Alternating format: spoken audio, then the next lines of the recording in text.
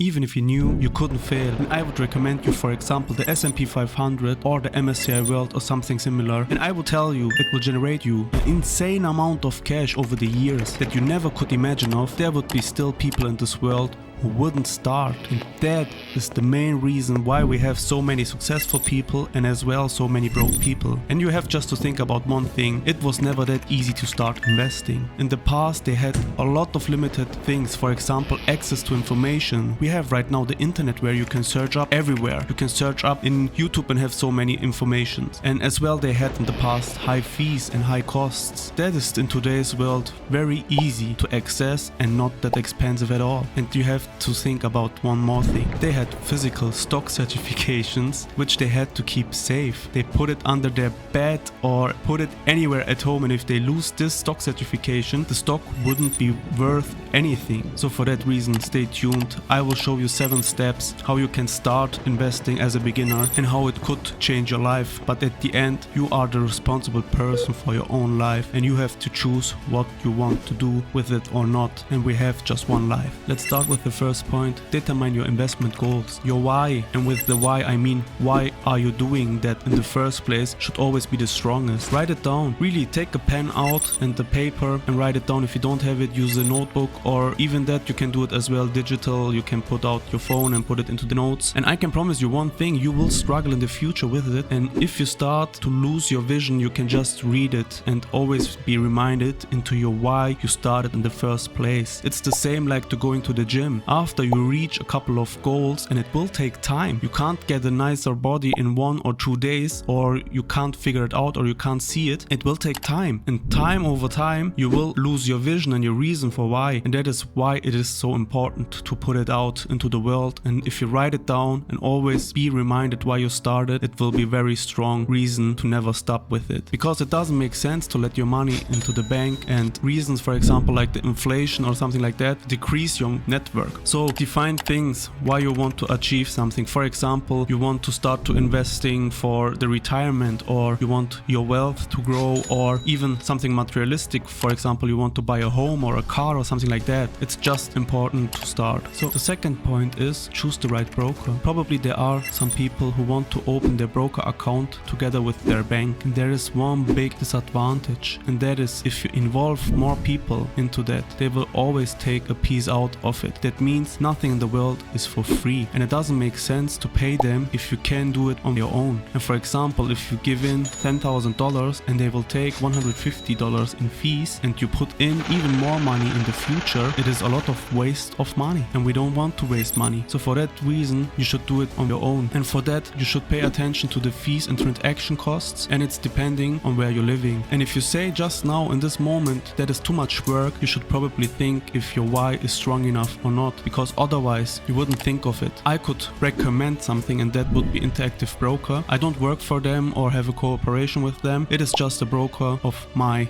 choice. As well, there's a big part which is the security aspect. You will never think of something until it happens. And even in 2023 there was a really huge bank who had to close. As well, you have to look what they are offering, if they have the performance, the tools, research to other brokers, and as well the stocks that you want to invest into it. And even if you are a beginner, one big point is the customer support. If you have questions, you can ask them all the time. After the research, we are starting with the third point, and that is open an account. This is for me the hardest part, because if you have to open an account, a broker account, you have to give them almost every data that you could imagine of. It feels like you have also give them your blood type. I don't know why they want to know everything, probably because of fraud or tax. But this whole process could take, it's depending on the broker, 2 to 3 days. And if they have to make further checks or something like that, probably even a week. For that, I can tell you just 2 things. You have to be over the age of 18 and have a valid ID. The fourth point is found your account. We have for that unlimited information, how the process works, but at the end you have to transfer money from your bank account to your broker's account. And after your broker receives the money, you are almost at the point where you can start. And that is very simple. You have just to deposit the money into your investment account. According to your budget, you have to look how much you can invest, or you want to do a recurring event every month or something like that. And after that, once you did it, you can almost start. In the fifth part, research and select investments. Everyone can say something different about this topic, but at the end, if you choose a widely spread ETF or something similar, you could not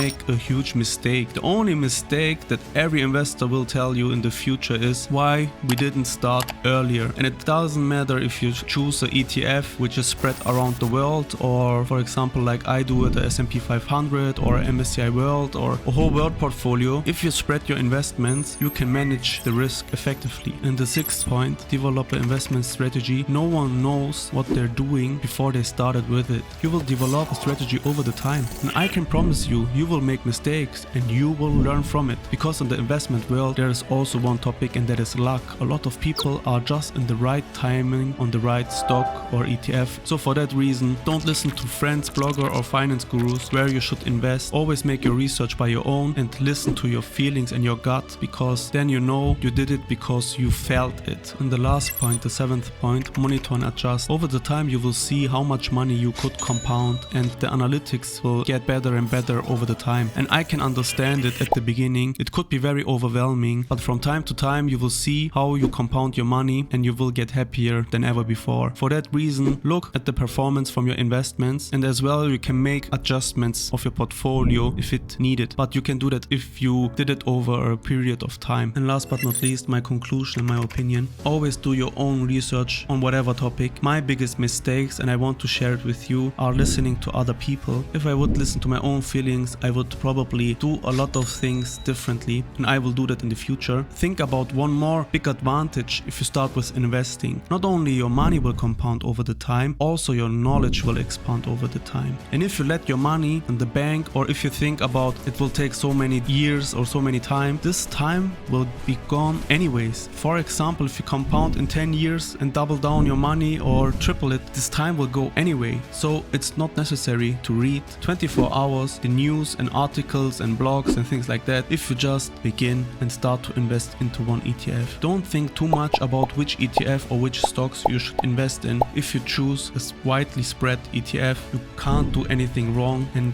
most important, you can't do anything wrong in the beginning. Think about it. Fast money is also compared with a lot of risk, and think for a long term. Take Warren Buffett as an example, and at which age he compounded most of his money. Guys, I hope this was a good message for you. Thank you and see you soon. Bye bye.